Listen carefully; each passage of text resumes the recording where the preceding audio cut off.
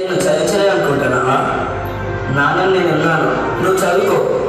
వెలుగు చీకటిలోన తోడై నీచే నాన్న, కసిరే వేదనలోన మసిరే ధైర్యం లేని కసివాణే ఇంకా ఎదమాటున మదిలో ఎంతో దిగులే ఉన్నా నవ్వుతూ నన్నే పెంచావు నాన్న, కరిగే మైనం నువ్వవుతున్నా నిసిలో వెలుగై నడిపావు నాన్న.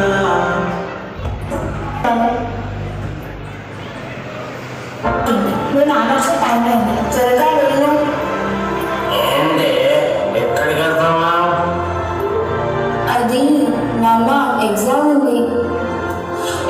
ఎగ్జామ్ ఏం లేదు, అన్న నెవలేస్తాడే. రాదురా ఏ విజయం నీ కోసం నా కోసం, ఎటుపోదురా నువ్వు చేసిన కష్టం ఎప్పటికైనా సొంతం. రాదురా ఏ విజయం నీ కోసం నా కోసం, ఎటుపోదురా నువ్వు చేసిన కష్టం ఎప్పటికైనా సొంతం. కాలంతో పయనించే వాడికి కానిది ఏముంది, సాధనతోనే సాధ్యమవునని సదాశయంతో సాగడం. నాన్న పర్లేదా? నేను బాగా చదివాను, ఖచ్చితంగా సీట్ వస్తుంది. అవునా? మేడం బాగుంది నాన్న.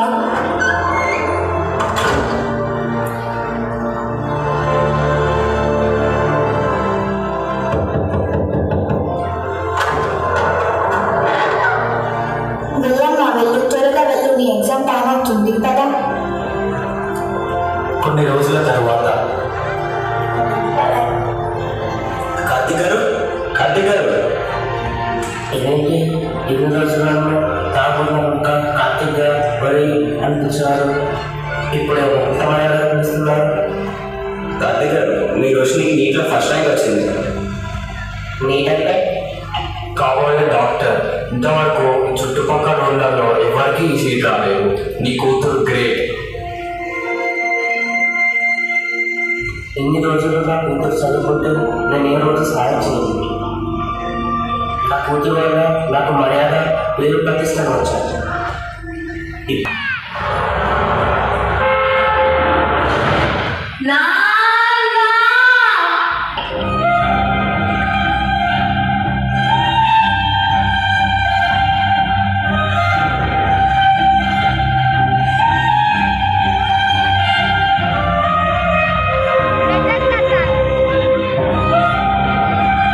అందరి తండ్రిగా నేను చూస్తున్నాను, నేను బ్రతికున్నప్పుడు నేను చేయప్రకారంగా చేస్తాను. నా పేరు మీద 5 లక్షల పాలసీ, అదే నేను చదువు చేసేసాను. ఈ తనే క్షమిస్తాను. నాన్న నాన్న నేను బాగా చదువుకోండి.